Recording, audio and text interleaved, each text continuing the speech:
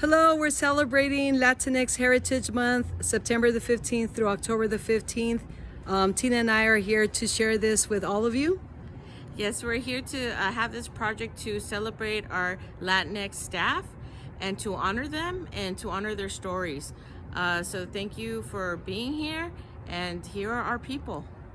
I think I would like them to know and appreciate just how rich the culture is. I feel like, just a lot of love to give. The concept of families was just so big with us, and whether, family just doesn't mean the people, the family that you're born into, but the family that you create. So for me, it's been a huge part, obviously, growing up. I'm super close to my family. So I think getting to share that with other people and, adding more people to your family. So even if they're not, they become sisters, they become like brothers, like siblings. And so it's just a very beautiful thing that we have in our culture. I love it. And yeah, I wish that it was something that a lot of people, got to see, got to experience. And, I feel like that's why whenever someone's around me, I try to bring them in and let them know that this is what it's like. And yeah, it's just a very beautiful thing. And it's probably like my favorite thing. Whenever I think of like my identity and just like what my family's like, I just love being that we're so loud and we're out there. We love talking, we love music.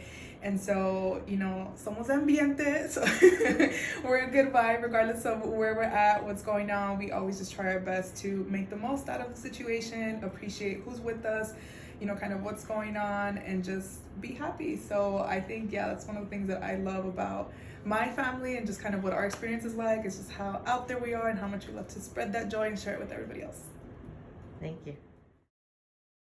Something that I would like to share about my LatinX identity is that I come from a long line of powerful, strong, beautiful Mexican people that value tradition, religion, culture, and we have a sense of community where we come together time of need just to celebrating meaning, bringing food,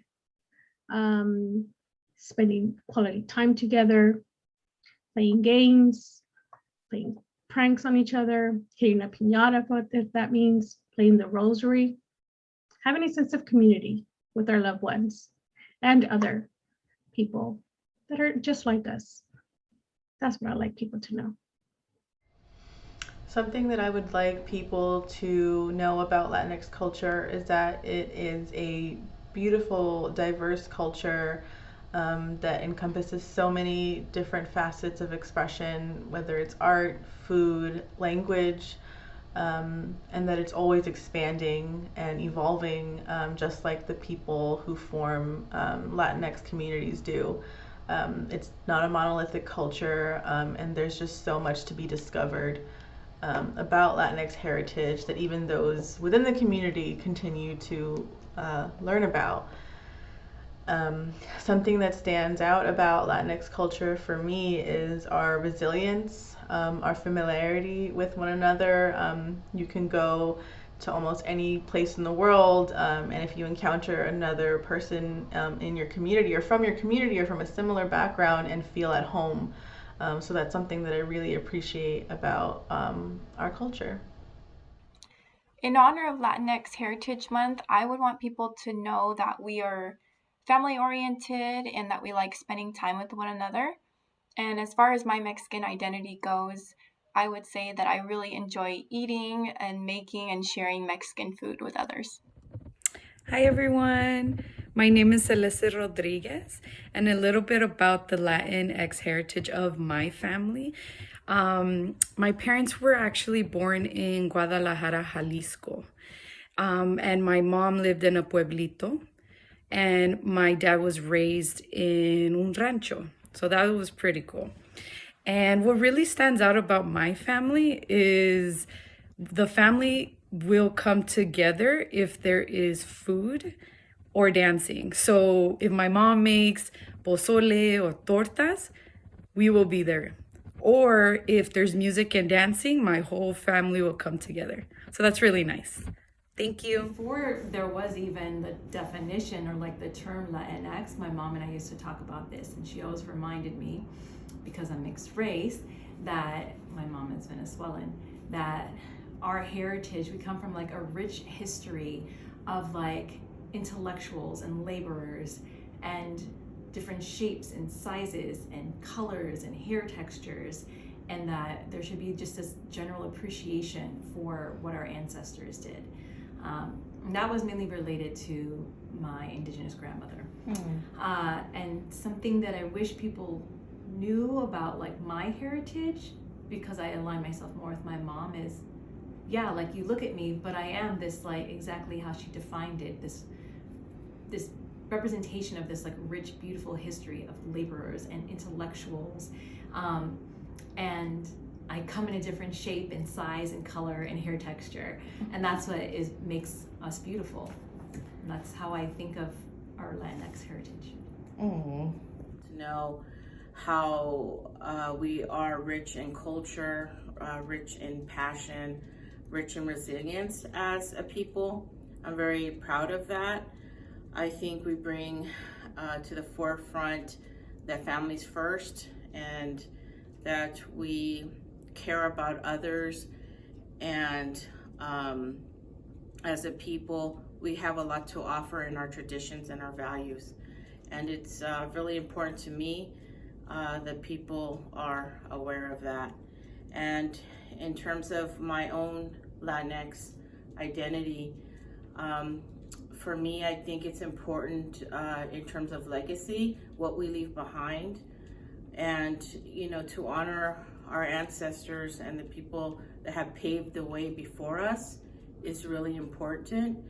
That was done for me by my father, by my family, and that's what I am doing for my kids and with my husband. So for us, it's important to pass along our culture and to leave our mark, because we have a lot to offer. Creativity is huge for me, and I pull from our culture's aspects, what was important to me and my family, to also creatively express and leave my mark that way. And I think it's, I'm really proud to be Latina and part of the Latinx community, and I'm proud to be part of this project. Thank you. So I guess I would like people to know that being Latinx is a beautiful thing. I mean, it's just colorful, and it's got such a rich history. From like our indigenous people, Mayans, Aztecs, everyone. I think from the bottom all the way up to Mexico is like, it's just so filled with like rich culture, and it's all different, but they're all very similar too. It's just like, to me, that's unique. I think for me, it's important to keep my culture going, because my mom's from El Salvador, my dad's from Guatemala, but I was born here, and now my kids are born here, so it's just a whole different. It's harder to keep that same kind of like culture going, because we live here in this society, and it's different, but it's harder, but it's still something that's manageable, and something that we can do. Just instilling the pride that I have in my kids, I think, is what I really like the most about even just this, month, and like, because it always reminds me, like, look, these are the things that we're about. So yeah. I want people to know that in our culture, like, we really connect with food. Like, food really connects us. It really brings us all together. We make food together. And that's one thing that I really think connects us. I'm proud that I grew up with not material things. So really would bring us even closer. So, I mean, I really, really like that about our family. It was never about gifts. It was about presence, not presents. People to be aware, well, it's very diverse as a group. There's there's South Americans, and Central Americans, and just people from the Caribbean, and Portuguese people technically count as Latinx too, right? Mm-hmm. So it's just not this one group of people. It's like a very diverse group, and I think like I feel like people usually know the history of, like European nations and all that, and during the conquest, like it's almost like the focus is on the conquerors, but we kind of like forget about all the rich history, from like the Aztecs, the Mayas, the Incas, on South America, and it's like a lot of cool stuff to be proud of, like they figured stuff regarding architecture, that it's still kind of weird for people now, to even think how they figured that out, and astronomy, and just like crops, how to organize the crops and all that stuff. So there's a lot of history that I feel gets kind of almost ignored a lot, and a lot of people don't even think about it sometimes. It's just like, well, I'm I'm Ecuadorian or I'm Mexican American, and that's your identity. But sometimes it's like I feel like schools even don't really teach you about what does that mean, like in terms of ancestors. I was 24 years old when I realized that I had Inca ancestry. Like I had like that was actually part of my blood, and it's just weird because I realized that in school. I'm from Ecuador, and so we had the Incas. There were some other tribes that they kind of took over at the time, but in school they just teach us like we are Spanish, or that we're the mestizo Spanish. They don't really. I mean, in my school at least, and for everyone that I grew up with, it was kind of like they don't emphasize or even point out the fact that we have this heritage with the Incas. The way it was presented, it was more like, oh, when we came to Ecuador and conquered and established, the country, there happened to be some, native people there, and it's almost like, wait, no, that's us, like if you're a mestizo, that literally means, like you're, half, Spanish or something with a Native American, be it Inca, Maya, Aztec. In some cases, you might even be more, a direct descendant of that, with a little bit of a mix of Spanish. But it just felt like, at least in Ecuador, in my school, the emphasis was more on the Spanish side, to the point that if you asked any of my classmates, like, hey, do you have any like Inca heritage or like Native American heritage? They'd be like, no, like I'm all Spanish. Like, yeah, no, if you really look into it, you probably have, some Inca heritage, or or for any of the tribes. So that's my 2 cents. So it means celebrating the holidays and keeping the traditions alive with the next generation. So for example, my kid, I want him to experience the same thing I did when I was a kid for the holidays, which for us was a big deal. We would celebrate by doing posadas and going like through the neighborhood, and when you'd get to the last house, they would have piñatas for the kids and a bunch of little goodies, and the kids would dress up. So that was always fun. I would want my kid to know that tradition for the holidays. All right. And is there anything that you think people should be more know about Latinx heritage or anything like that? I think the biggest thing is to not assume that everybody's Mexican, especially in California. That's the one thing they just say, lump everybody together. They're all Mexican because we're right next to Mexico, but no. We're all different. And not everybody speaks Spanish, That's a good point. Yeah, language, right? So we're all coming different looks and abilities and stuff. So that's awesome. Thank you so much. Thank you. Latinx is a term that is currently used to identify what we used to refer to as Latino and Latina Heritage Month. Spanish and other Romance languages distinguish between the masculine and feminine, but Latinx is gender neutral and it's non-binary. It is inclusive and it is sensitive to people's identities. It aligns with the LGBTQ politics. Therefore, Latinx is part of my identity as I identify with the Latinx and the LGBTQ communities as well. Latinx is difficult to define because there are 33 Latin American countries, and they're all very diverse and rich. They all have their own traditions, their own music, the language, even though it might be a shared Spanish language, may vary from one country to another, let alone in one country, you have diversity of language as well. The food, the music, the faith that people practice as well. My parents are from Mexico, and I was actually born in East LA.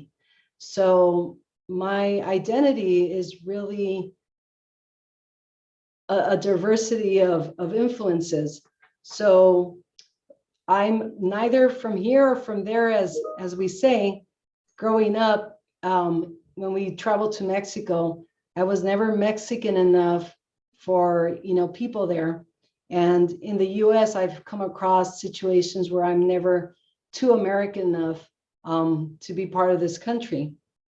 My partner is from Argentina. Therefore, there's been some influence of her culture in my life. The food that we eat, the music that we listen to, maybe some of the traditions that we've shared and have adapted from each other. My sister-in-law's family is from Cuba, and there's definitely some influence there on very similar, the food, the music, the traditions. In fact, I have friends from all over Latin America, and I have friends from all over the world. So I have to say that the complexity of being Latinx is that I have influence from a lot of cultures. So that's the challenge in being able to define it. But I do have to say that personally, because of my parents being from Mexico, I do take pride in that identity. I do take pride that my parents have instilled our family with values of faith and family, pride in the language that we speak, the education that we've been able to obtain. The music that we listen to is very traditional as well. And you can imagine the food that we eat as well. So there is that piece of it. But overall, I want to say that, again, it's very difficult to define what Latinx is because it's a melange of so many things. But just to give you an idea of how I identify with Latinx, and happy Latinx Heritage Month. Heritage.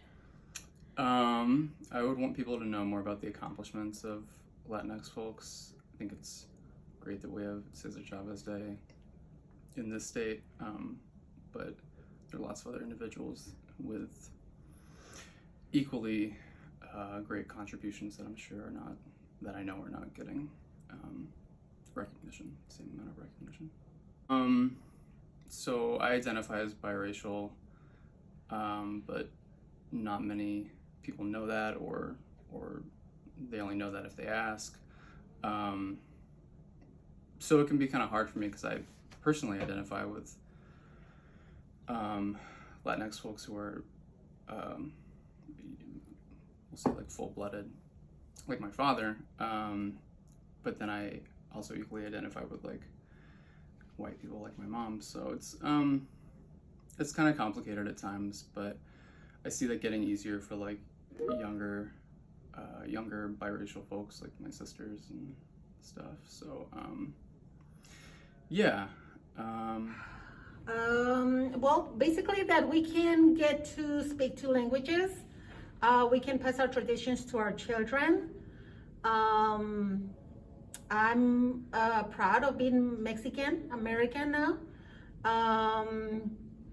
And yeah, I mean, I can listen to any kind of music, English, Spanish, passing traditions. We have Dia del Muerto coming up, so that's one of our heritage that we can pass on, and you know. Our food is great. Yeah. Yeah. That's true. That's the best part, yes. Ladies? I think like Rosa mentioned, something I'm proud of is being bilingual, especially working here up front. We do get a lot of Spanish speaking. And then another thing would be the posadas during Christmas, which are amazing, including piñatas, aguinaldos, like candy bags, and yeah, the food is bomb. Yeah. You know, and like Rosa said, you know, I'm proud to be Mexican and American now, you know, to be in this country that it gives everybody the joy and the possibility to forge a future for your family and for yourself. Obviously, you know, being bilingual gives you, you know, a way to help others, and especially in this kind of, you know, field, mental health, that has such a, I want to say, bad rep with the Latino community. You know, they're not as knowledgeable as other people. And I think, you know, like this place, Pacific LatinX, you know, does an amazing job, you know, helping the Latinos to oversee and overcome the fear to ask for help. You know, or, you know, traditions are, you know, wonderful, you know, Dia de los Muertos, Posadas, Christmas, you know, Los Reyes, which is January 6th, you know, the coming of the wise man. I think that us passing those traditions to our kids is a wonderful way to keep our traditions alive, you know, and I'm proud of being able to do that with my kids. Yes. Our culture, everything. The tamales, can't forget tamales on Christmas. Well, what is it? I mean, I don't know. We're great. Yeah, I mean, that we can basically share with other cultures, our culture. You know, like the ladies mentioned, you know, we can get to provide information to clients and, yeah.